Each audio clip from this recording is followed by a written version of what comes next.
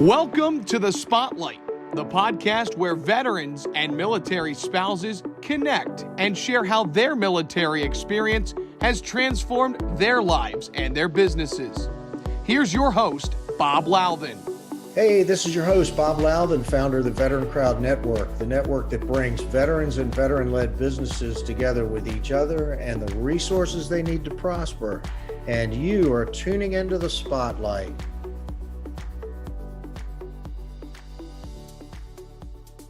Welcome, everybody. This is Bob Louthen, host of The Spotlight on the VeteranCrowd Network. Today, we're going to be talking about veteran homelessness and breaking the cycle of food insecurity and hunger. Our guests today are T.C. Beckett, the Chief, a retired U.S. Navy Chief Petty Officer, and Kenny Smith, who's also a Navy veteran. T.C. Beckett's the founder and Managing Director of Veterans Produce, and Kenny Smith is the Marketing Director. Kenny and T.C., Chief, welcome to the program. Thanks for stepping into the spotlight. Thank you. I'm glad to be here. So, TC, let's talk about this. You founded this 501c3 in 2018. What was the problem that you recognized back then? So, this all started one night. I met a homeless man living down the street from my house, and an individual that I had seen for a few days. One night I stopped in. It was a cold, wet, miserable night in November. And I just wanted to see if I could help, if he was warm enough. He noticed my ball cap. It said Navy retired. He said, "Hey, yeah, I'm warm enough." And he mentioned I too served in the service. He's Vietnam era Army guy, and he just had some run of bad luck. Found himself out on the street. Well, I asked him if he was hungry. He said, "Yep, I could eat." And so over the course of the next few days, I would bring him some food. But, it weighed on me very heavily that here I've got a brother in arms sleeping on a cold, wet ground, hungry. And that's what launched me into doing something. I had to do something. How big is the veteran homelessness problem and the hunger problem? Very good question. It is actually, at best estimates, the last survey called a point-in-time survey earlier this year identified 40,056 homeless veterans. However, those are those that came into a shelter and got counted. And they estimate that number could be as high as twice that number. So 60, 80,000 very easily. But so Texas, California, and Florida make up the three largest veteran homelessness states. Right. So you guys are in Texas. Hey, Kenny Smith, how did you and TC meet? How did you meet the Chief? Yeah, well, it's kind of interesting. We both country dance. We happened to be at a club one night, and the Chief had on his ball cap, and he had on one of those leather jackets that looked like he was a biker dude or whatever. But I noticed all the patches were Navy related. And I recognized one from a cruise that I was on the USS Enterprise. And I said, "Hey, man, how'd you get that patch? Because you can only buy them on the ship if you're in that cruise." Anyway, that kind of sparked up the conversation, and we talked for, I don't know, off and on years when we see each other. And then he started talking about Veterans Produce and Tony that he met out on the street and why he was doing this. And it inspired me, and I said, "Hey, is there any way I can help?" So, Chief, let's go back. You guys are actually doing some stuff that's pretty unique. You're not just providing meals. You're actually providing the means to produce the meals. Can you talk a little bit about what you've created? Sure. So the old adage is, if you give a man a fish, he eats for a day, right? So we are providing protein and fish, but in addition to that, we're teaching them how to grow their own food. We're using aquaponics and hydroponics, both of which only use water. Then we train them how to operate the greenhouse. Well, that gives them a skill to go find a job in another greenhouse. Ideally, we will employ them to stand up any future greenhouses that we're building in, and then they can operate and do the training there. So again, train the trainer, if you will. So feeding them, teaching them how to grow their own food, teaching them how to operate the greenhouse. Let's take a step back, talk a little bit about what agroponics or hydroponics is, and Sure. why you chose that particular method to grow leafy green vegetables, I guess. Yes. So it's a very interesting story how I got into aquaponics to begin with. I'm a farm boy from Southern Indiana and lived on all the food that we raised on the farm that's what we lived off of. So you hope that you had a really good yield that year to carry you over through the wintertime. So, but a number of years, I've been here in Texas since 1995, and I've tried to have a number of gardens, and then trying to research different ways to keep that garden watered. I came across aquaponics, so from that point forward, I've forgone the whole soil-based gardening, and I've focused entirely on aquaponics. So, aquaponics versus hydroponics. Aquaponics comes from the combination of fish farming, aquaculture, and ponics, which is the raising of plants in water. So those two words combined together is where you get aquaponics. Hydroponics, however, is just a water-based solution only. So again, the plants grow entirely in water or on water. There's no soil whatsoever or dirt anywhere. So, all right, wait a minute. So, are you actually doing the fish version, or are you? So you are. So, okay. Yeah. So let's say that you're trying to set somebody up, and then what does this thing look like? You've got goldfish in the pond, so to speak, but it is kind of a symbiotic relationship between the fish and the plants. Absolutely. Yes, absolutely. It is. So the byproduct of fish is ammonia. That ammonia breaks down and goes through what's called a nitrolysis cycle, and it converts and creates nitrates. So essentially we say we feed the fish good, healthy food, and their byproduct provides the nutrients to feed the plants. And it's really kind of that simple. So this technique has been around since before the Aztec Indians. I mean, thousands of years, this aquaponics technique has been around. So yes, it is very much a symbiotic relationship. We don't grow goldfish, so I don't know how tasty those would be, but pretty much any freshwater fish, shrimp, prawns, fish. One of our systems has almost 300 pounds of Mozambique tilapia in it right now. We're also raising perch. We've done channel cat. So it's a wide variety of fish. And what houses these things? How big are these things you're doing? Yes, good question. So we have 3 different platforms that we currently offer. A small community, essentially they're all community greenhouses or community garden growing systems, but our entry level is a 16 by 50 roughly greenhouse. And that's meant more for the smaller communities, the smaller populations of veterans. So then we take it up to a commercial sized greenhouse. Those are geared more towards the aquaponics need. If there's not a need for protein, i.e. fish, if there's not a facility to process those fish, then we don't do aquaponics. Then we simply just do a hydroponic system. But essentially, it's either a small greenhouse, 16 by 50, or a large greenhouse, 30 by 100, or our third option, which is coming into our platform now. We're going to be deploying insulated shipping containers, 40-foot shipping containers called growing containers. Last question about this particular thing. Are you actually shipping these things and putting them close to veteran housing facilities? Yes, okay. Absolutely. So an ideal situation, in fact, it's actually one of the projects that we're working on right now, just north of us in Decatur, a veteran organization that's built tiny homes for women veterans called Valor Ranch. They have a need to feed the residents, right? So we are building the community garden right there in the midst of that compound. So yes, absolutely. So depending upon the need determines what size of system we might deploy. So if it's a smaller community, i.e. therefore you need a smaller system. If it's a larger group, a larger community, then we go with a larger greenhouse. I jokingly state I'm the facts guy, just the facts. Kenny's the flavor guy, and I know that's way under utilization or recognizing his ability. But Kenny is how we're in part how we're found. He explains through all the social media why and how we do what we do. Again, I just do what I do. I'm boots on the ground and I build and feed, right? So yeah, Kenny does actually work a lot behind the scenes. And the fundraiser we have, he started to say, we did bring on a chief don't want to call her financial, chief fundraiser strategist, whose name is Elizabeth Fields. Elizabeth Fields was formerly with Gary Sinise Foundation. So we're very excited to have her on board and to help us with that specific need, the fundraising. Honor, duty, service.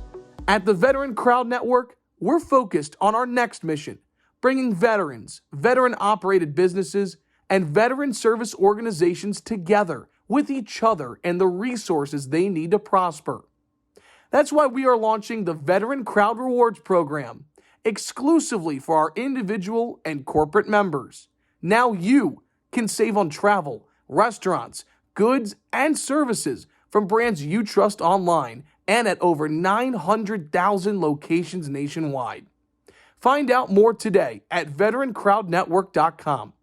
If you are a veteran-operated business, or a VSO, consider the connections, the network, the benefits, the engagement, and success of working with other veterans again.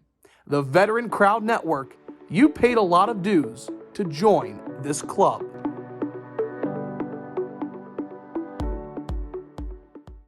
Our guest today, TC Beckett, the Chief, and Kenny Smith of Veterans Produce. Let me shift gears on you just a little bit, and I want to go back and talk about how you think your military career kind of set you up for this. Do you think that you found your calling following your time in the Navy? How do you think this is all sort of played out? And do you think having been a chief in the Navy has helped you be a better leader of a nonprofit? So very good questions. I can tell you this much, Bob, I didn't plan on starting this organization. It wasn't my background. It came to you. You didn't go looking for it, right? I did not. I wish I could take the credit for being smart enough to identify a need out there and to go build a nonprofit, but it didn't work out that way. I met a man named Tony, and it inspired me to do something about it. We're partnered with an organization called the Travis Manion Foundation, and their motto is, if not me, then who? And it's that simple.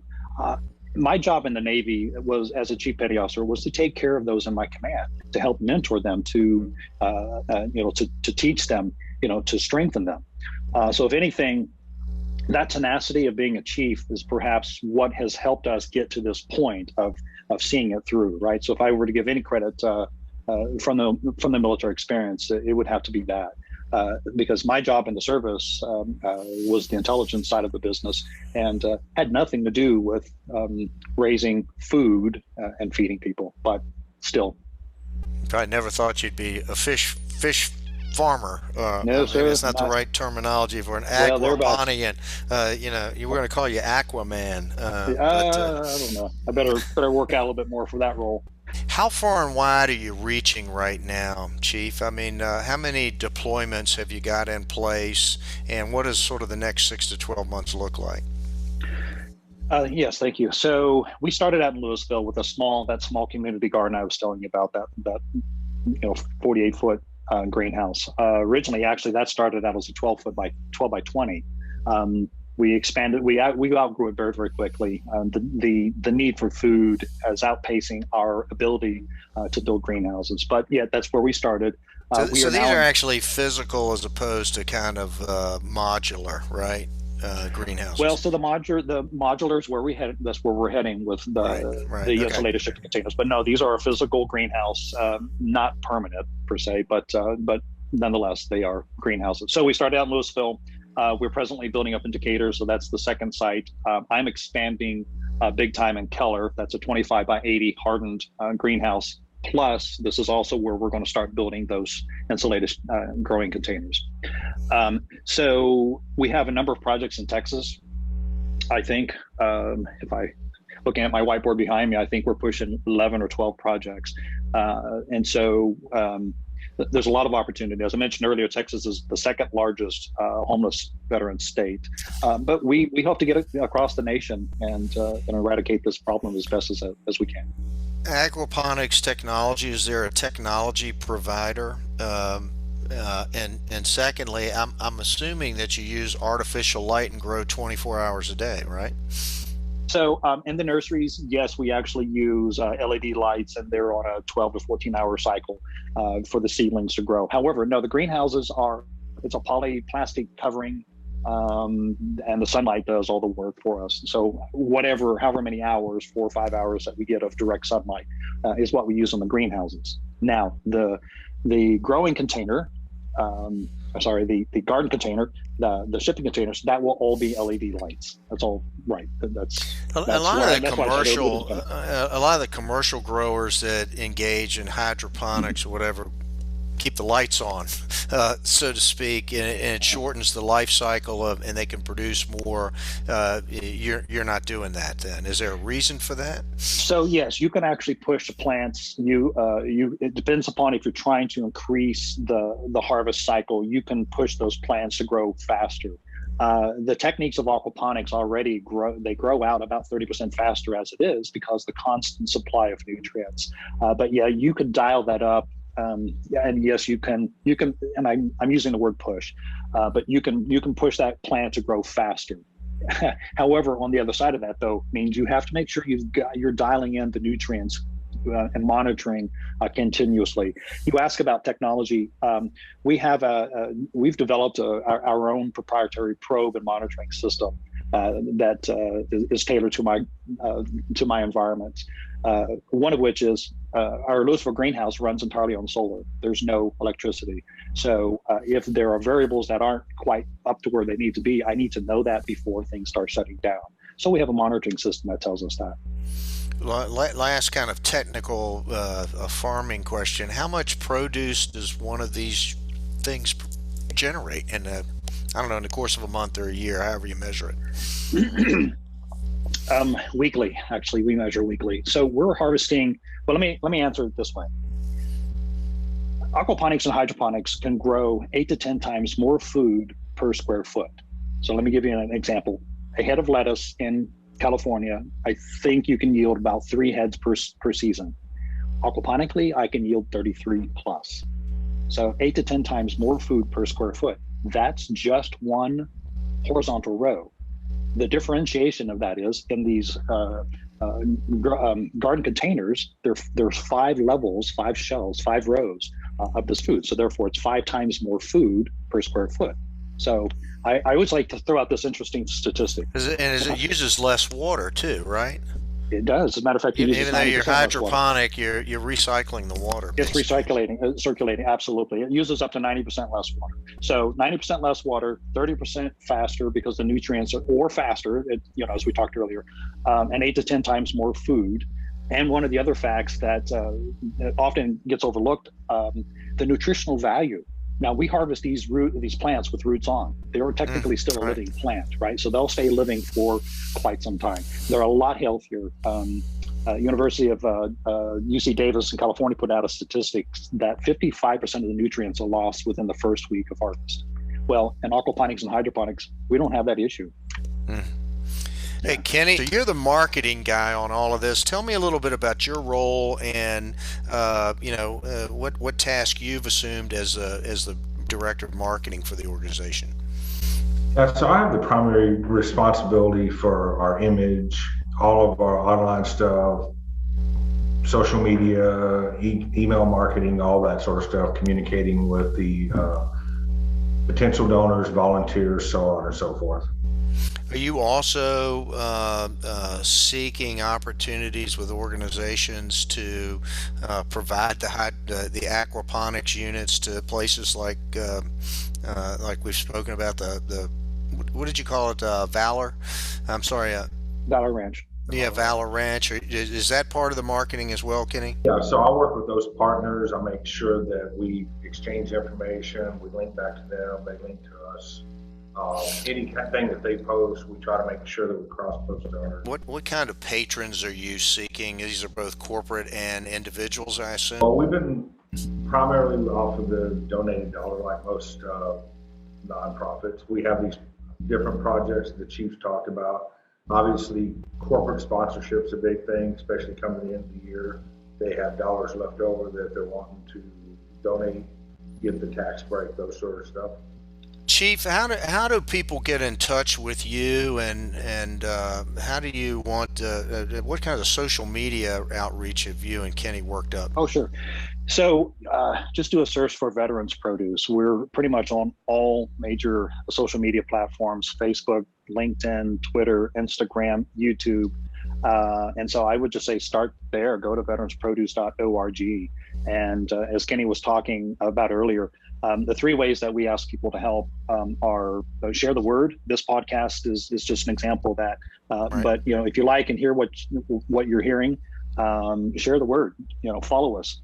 I've said this many times and I'll keep saying it until I don't have to say it anymore. But I hear this from everyone that comes to the greenhouse or that learns about us. We had no idea there was an organization doing this. And until I stop hearing that tells me we need to continue marketing and getting that word out. And then secondly, volunteering. We've got 2 sites up and running now. Matter of fact, we're still expanding in Keller. We will need a lot of volunteers. So you can volunteer right there on the website as well. Find a time frame. It's a short commitment, 1 hour pretty much every day except Mondays. Mondays is our harvest day. That's a 4 hours thereabouts cycle. And then the third thing, as Kenny was talking about, especially right now, end of year, donations. Perhaps businesses that might be interested in a tax, savings. Donate and sponsor a build. We're expanding out in the western side of DFW, so we've got a lot of growth going on there. A lot of builds that we need to help fund. Help get funded. What does it cost to set up one of the modular, one of the container versions of your system? Yeah, so these are 40-foot insulated shipping containers, high cube, so about 9 foot plus. So those are about 80,000 at the last time we did a complete bill of materials assessment. But as you or anyone else knows that's been following the prices, that could change tomorrow. Wow, it's a tall order. So tell me a little bit as we wrap up here, if you had a wish list for Christmas here, it's a couple of weeks to go, what are the things you're wishing for Christmas for this organization? So yes, so speaking of the garden containers, that would be my wish list, is to have someone partner with us to help us build out and flush out that first container garden. The cost, as you probably can imagine, it's a one-time cost. The return on that, the longevity of that is quite some time. But the yield is massive. I mean, we're talking we could probably generate about 1,000 meals a week. That's a lot of food. So even though it's a small footprint. But my wish list is let's get these container gardens going. There's a big need out there, as we talked about earlier. 40,000 plus homeless veterans on any given night. So there's a big need to get out there, and this is a way that we can reach out to those communities. Well, thank you for coming on the program. I really appreciate you sharing your story. The 20 minutes goes by like that. I've been listening to the Spotlight on the VeteranCrowd Network. Our guests from Veterans Produce have been the founder, the chief, T.C. Beckett, and marketing director, Kenny Smith, both Navy veterans. Thank you to both of you for appearing on the program. I will throw out an Army Bravo Zulu to you for all the good work that you guys are doing. Happy holidays to everybody. And if you want to learn more about Veterans Produce, we are going to be providing links to all of their social media and websites, and you can reach out to them directly at, what's the website again? VeteransProduce.org. VeteransProduce.org. Yes, sir. Okay, folks. Well, that's it. Thanks very much for appearing on the program, stepping into the spotlight. Again, Bravo Zulu to you guys, and that's a wrap.